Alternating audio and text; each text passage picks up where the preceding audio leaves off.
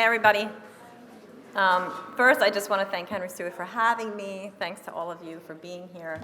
I want to talk a little bit about Sartorius, my company, obviously, and how you adapt your creative teams to work with branding, right? This is a constant challenge, and but it's also a ton of fun, so I kind of want to go through that a little bit. So my name is Jennifer Drucker, and just overall, I'm the head of creative operations for Sartorius. So I'll go through my team a little bit later, but just overall quick agenda, just I want to go through about Sartorius. Has anybody heard of Sartorius? Anyone? A few hands? Okay, cool, good. By the end of the presentation, everybody know who we are. That's the goal, right? So I want to go through a little bit about us, about my team, my creative operations team. Really critical in this whole presentation is kind of how my team works with our creative brand and design team, which is a separate team within the organization, but we work very, very tightly together. And if we didn't, we wouldn't be able to deliver that brand out into the market. A little quick overview into our brand platform and what that looks like. I'd like to go over an infographic case study, because when we first launched our brand, that's one of the templates that we didn't have and we needed. So a quick view on kind of how we developed that with the creative brand and design team. And then I'll just give you some examples. So a little bit about Sartorius. We're a very old company. We were founded in 1870, so we've been around a really long time. We're a biotech company. So the last 2 years were really crazy for us for obvious reasons. We're headquartered in Göttingen, Germany. Anybody been? Been to Germany? All right, yay. Halfway between Hamburg and Frankfurt. It's a beautiful little European town. Our campus is actually the complete opposite. It's this beautiful big glass kind of gorgeous building that sits right within the town. It's really quite lovely. So I would advise going if you ever get there. Our brand promise is simplifying progress, and you'll see that throughout the presentation. Our brand really is very simple, and for all of you that are designers or that work with designers, a lot of times being able to take something that seems really complex and making it really simple is sometimes the hardest thing to do. It's very challenging, but I also love that about it. Just so that you know too, my background is I have an MFA, it's in photography, so I probably maybe should be over there as well. But I think coming from a very creative background where I really was truly a creative into kind of running a creative department really gives me a true appreciation for not only creating all the assets, but how important simplicity is and how important boldness is, and our brand definitely exudes that. We have about 14,000 employees. That was as of December, the end of December of last year. I'm sure it's gone up since then, and we are a global company. I've been with the company now about 6 years, and I can definitely tell you that our company values of sustainability, openness, and enjoyment really are imbued very much with everyone that works there, and I'm super proud to work for the company. It's been really great. So 2 years ago, we completely re-embarked on a new brand. We worked with an agency to create this new brand for us, and so it's just about a 1.5-minute video. I just kind of want to show you where we came from and where we are through this really quick video.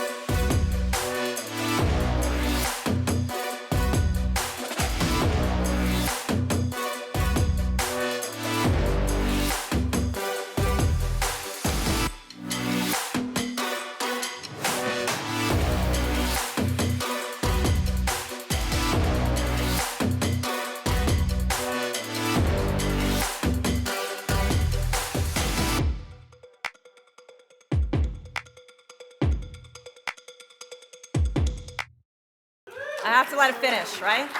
Thank you. Thanks for that. Yeah, super proud of the team for putting that together for sure. That's kind of where we came and where we are now. Before we were kind of orange, now we're all yellow. So it's a lot of yellow and black and gray, and some tertiary colors in there as well. So a little bit about my team, and we're responsible to deliver that brand, right? That's really our core responsibility across the board. So we have 3 pillars, I'd say, within my team. The first is the creative production pillar, and they're really responsible. They're the front line. So when projects or tasks come into my team, they're responsible for taking that, breaking it down, understanding what it means. And what's great about them is they understand the creative process, right? Which is different than if you're doing project management within a business unit. It's different, right? You have to understand what's needed from a designer's perspective to get things done. So they're kind of the front line. Once that's done, they move over into the creative brand and design team, and that's where all the designers sit. We're more of a hybrid, so we're not completely all in-house. We use a lot of external agencies to get a lot of what we do done, specifically video, because we have too much of it to be able to do it all in-house.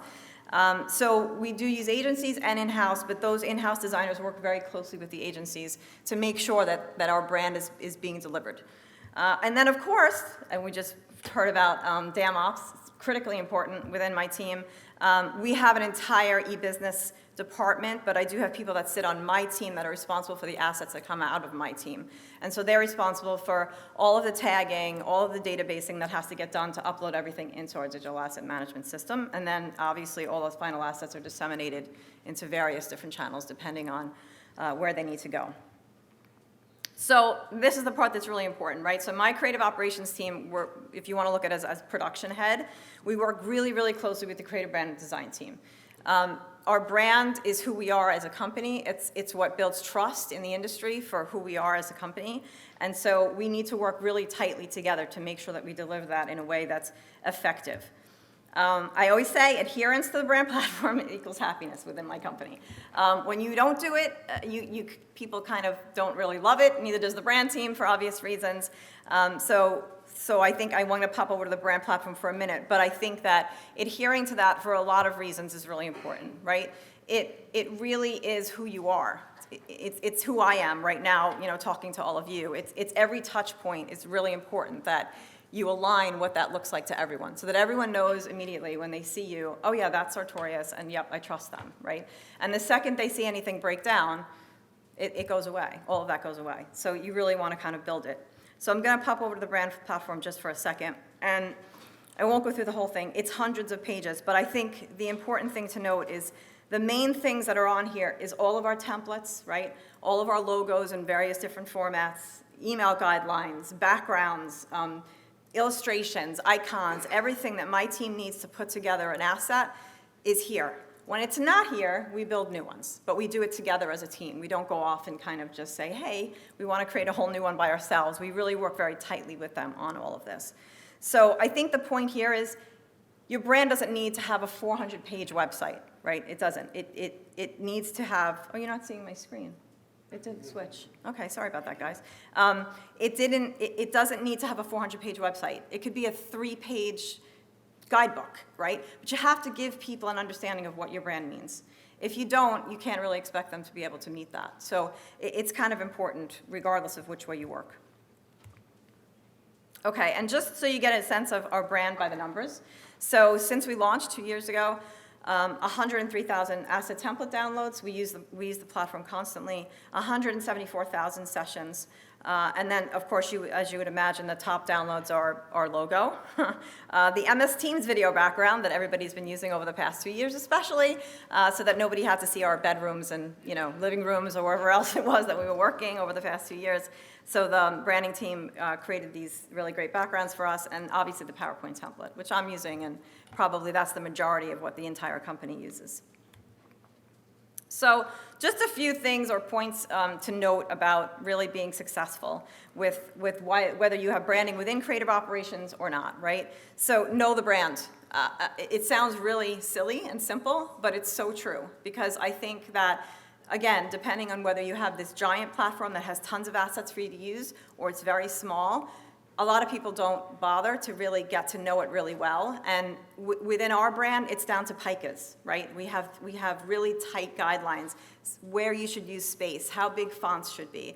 It really gets very precise. And the more precise you are, the better your brand is going to look. So know it. Disseminate the information out to the organization. You know, our brand team gives brand workshops on a monthly basis, quarterly basis. However, we have all sorts of different rounds going. We have monthly brand updates. So when there's new assets added to the brand platform, we all are aware of what's happening. And just a general learn it, right?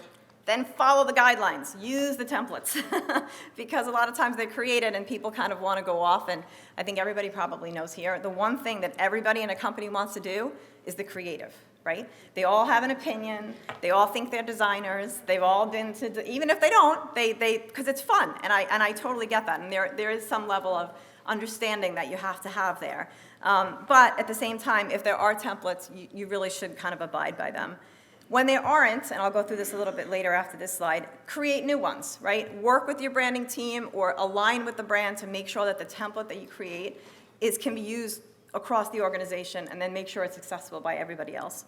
And then, of course, continuous improvement, right? Improve, improve, improve. I mean, we do this constantly. It's kind of, review, update, repeat it over and over and over again. It's a fairly new brand for us. But we're constantly doing this. We're constantly asking questions. Things come up all the time. The different documents that don't exist, we have to recreate those. So it's a constant exercise for all of us to actually be able to be successful doing this. So in this situation, one of the templates that wasn't invented when the brand platform was launched 2 years ago was an infographic. And obviously, they're everywhere. They're getting even more dynamic nowadays. But then, going back a year and a half ago or so, we didn't have one. So we had to kind of work through this. And now I'm not sure now that I said, because you can't see my screen again, right? You're not going to see my screen. Okay, I'll walk through it. Basically, what we did was we worked with the creative brand design team to create an entire 40-page template that actually outlines everything that we needed to have in it, from grids to typography to illustration styles, rules, do's and don'ts, sizes, anything that's going to go into that infographic. We actually created an entire document that literally is 38 pages long. It took us about 6 months between my team and the creative brand design team to come up with this document, and now the document is accessible to everyone. And what came out of it was basically these 5 infographic templates. So again, it's not meant for anybody to work in a box. It's to say, these are the ones that we came up with based on what's the content, what is the imagery supposed to look like. Different infographics have different purposes. So these 5 are kind of what came out of it. And this is kind of a simple example of all of the things that we do when we have to create something new. Again, it's a communication and it's a process to get there, for sure. So I just want to go through the work a little bit. Consistency, again, like I said in the beginning, is where your brand confidence comes from, right? It's about being consistent across the board. So as I go through these different kind of examples of our brand, and you'll see it in different types of assets, you'll see the consistency there. So with regard to photography, these are application photos, most of them, right? So this is like a scientist working with our equipment. They're very clean. The lighting is very crisp for obvious reasons. It's scientific. We want it to look that way. You'll see in photographs that we do that are more kind of in the lower left, where it's a type of a shot with a lot of people in it, pops of yellow, right? You'll see that across the board, especially with us on social media. We use pops of yellow everywhere. So when you look at us compared to our competitors, it's immediate. And probably in our industry, there's probably 2 or 3 high-level competitors that we work with a lot. It's like this. The second you see us, you know it's Sartorius. And I think that really helps our brands for obvious reasons. As far as social media is concerned, again, lots of different formats, lots of different types. But if you were to look at an Instagram page or a LinkedIn page or a Facebook page, they are, it. You know immediately who we are. The words and the icons, the documents all look different, but it's the color and it's the boldness and it's the templates that we use that really work here. And then this little last one is kind of, we started working with 3D because I'm sure, as everybody knows, and movement, the more you use movement, the more eye-catching it is, the better your ROI, better click-throughs, et cetera. So we started working with that as well. And then from 2D illustrations, so these are kind of some examples of our 2D illustrations. A lot of these, the character illustrations at the top, again, they're available in our brand platform to download. They're straight characters, and then we take them and we move them depending on what it is that we want to do with them. But a lot of this is available for us to use in different types of things. Again, we're using our creativity, but we're using what's been given to us to do that. And where I think is really important is that a lot of what we do is production, but then a lot of it we have to create for, like, if I say a tier 1 campaign, right, where it's a high-level campaign.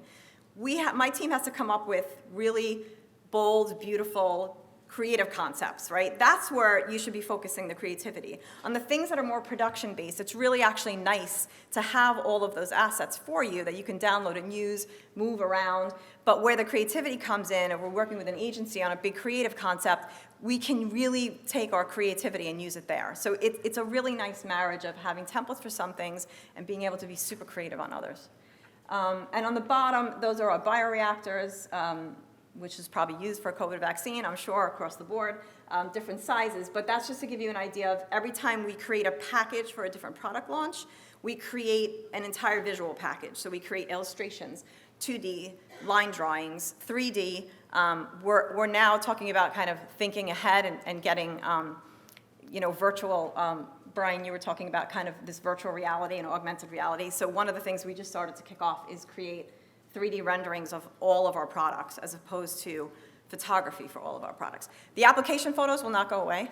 That will still be needed. But the cost involved in a photo shoot for, like, that bioreactor on the right-hand side is, like, huge. It's the size of this room. So, like, creating photo shoots for smaller objects is, okay, it takes a day. You need a photographer. You got to light it, and you need assistance and all of this. Doing something like that, it takes more like 2 weeks. And an entire space that's, blank, which is huge. It probably has to be the size of this room. Tons of lighting. It's very expensive. Plus, when we do 3D render of our products now, we can actually look inside. We can move around it. We can do lots of really, really cool things. So we just started, tip of the iceberg, to start to work on that now. And that'll kind of be our future as well. And then just to give you a sense of some of our 3D, so that image, that very bold, beautiful white and yellow image is one of our products. It's a close-up, and this is not a photograph. This is a 3D render of the product. And this is an example of where, again, it really gives us the ability to zoom in, zoom out, cut into different areas. And because our brand is so bold, this works really well. The images on the right-hand side were part of a campaign. The top one is a 3D render as well. And then the bottom one is it moves a little bit. You can kind of see it like pumping in and out. It's conceptually, it's a cell. It's for our cell line development campaign that we ran during COVID, and that's just one kind of visual that we use. But again, this is super highly creative, like taking these concepts and turning them into something beautiful, but you still have the brand to align to. Okay, and then what I kind of wanted to go through here, I think I have time, I do, 2 videos. One is, this is a 2D video. I think it's appropriate because it's about mRNA and how the COVID vaccine works. And we did this more as an educational video for people because back when we did this in 2020, COVID was just coming and all of us were kind of completely unaware of what this whole thing meant. What is the vaccine? What does it do, et cetera? So this will give you not only an idea of our branding from the standpoint of all the different elements of our brand. This is a 2D animation. It'll also teach you a little bit. So it's probably about 3 minutes long, so it may take a little bit of time. And then the next video I'm going to show you is a 3D version where it's a piece of software. And software, it's a little hard to kind of get excited about, and I think my team did an outstanding job with the next one. But again, the entire thing is 3D render, right? So I'll go through that one as well. So I'll play this one first. There are many kinds of vaccines and many ways to manufacture them.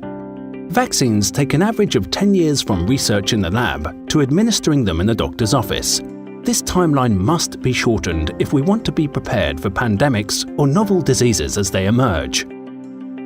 Why do traditional vaccines take so long? Well, it's the process for developing and testing them.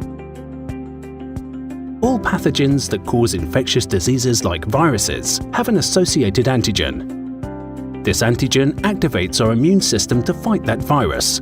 Scientists must identify the right antigen, find a way to produce mass quantities of it, and then integrate it into a vaccine. It's a long process. Antigens are usually proteins, and human cells are constantly making proteins as building blocks to maintain our bodies. So scientists asked the question, what if we could program our own cells to make these antigens and trigger the same immune response as traditional vaccines? This is the goal of mRNA vaccines. mRNA, or messenger RNA, is the code that tells our cells which protein to make. And thanks to recent advances in DNA sequencing, scientists can quickly identify the code to make the antigen protein specific to the disease we want to fight and build the mRNA in the lab. The mRNA vaccine delivers this code, not a form of the pathogen or antigen, to tell our cells to produce the antigen.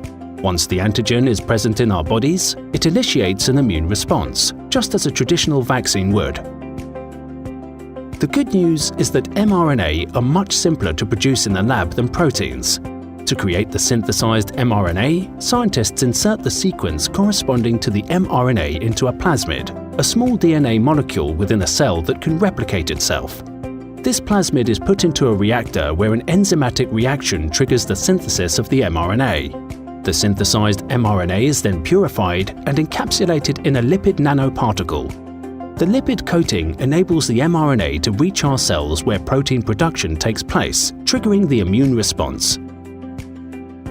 This process can be used to produce many different mRNA by just changing the sequence inserted in the DNA plasmid. Scientists have great confidence in the potential of mRNA vaccines, not just for the prevention of infectious diseases, but also in the treatment of cancer and perhaps even allergies.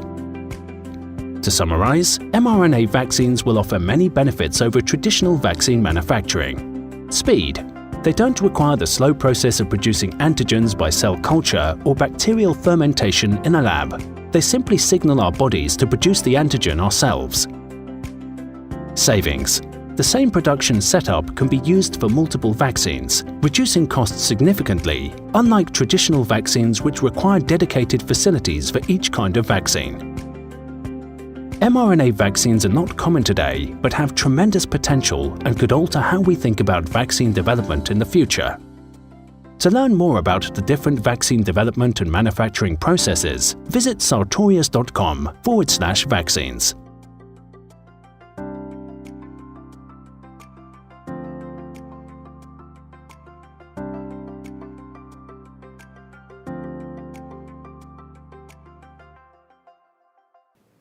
Okay, cool. So I think that kind of gives you, it teaches you something, which it really came in handy for me with my children to explain it to them because I don't have a science background.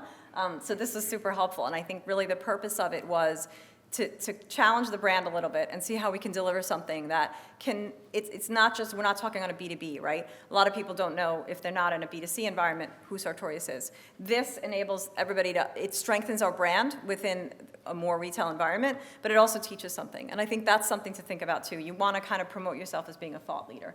And that's definitely something that we look into very deeply. So that's an example of that. And then a 3D one, if I take a look at really quickly, this one's kind of neat. Again, it's a piece of software, right? And we have to kind of take our creativity with our brands and we have to deliver something that's exciting about software.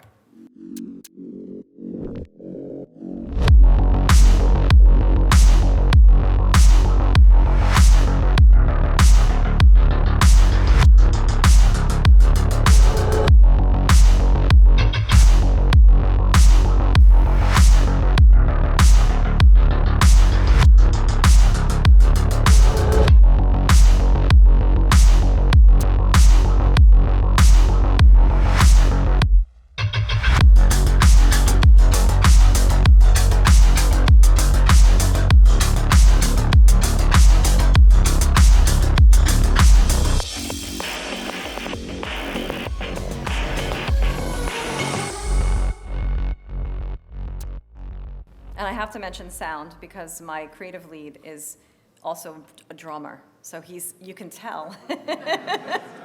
He's very into sound and he gets very upset if we don't listen with the right system. No, you have to listen to it. So the sound is not exactly what he would like, but you get the sense of it.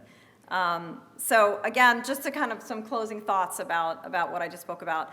Align with your brand platform. If you don't have one, build one. It's not just start small. It doesn't have to be this massive thing. It's just important to give people alignment on what it is that you want to deliver to the market. Use brand templates if they exist, and create ones when they're not available, for sure. Practice continuous improvement, constantly improving, and communicate when all else fails. And of course, for me, I think my team would tell you, have fun and enjoy being in a creative environment, because I know how stressful it can be sometimes for us, because we're kind of the last, trip before it gets headed out off into the market. And so that can be super stressful. It's stressful to be creative. It's stressful to create under pressure. I think a lot of the people that do it really well just have to understand how to do that. But I think it's really important to laugh along the way and keep an open and positive attitude all the time, because people really, especially creatives, really engage with that. So I think I try at all times to always be upbeat and positive, even when the morale is like, oh, we really have to get this done by tomorrow. Yes, you do, but smile, because we'll get it done.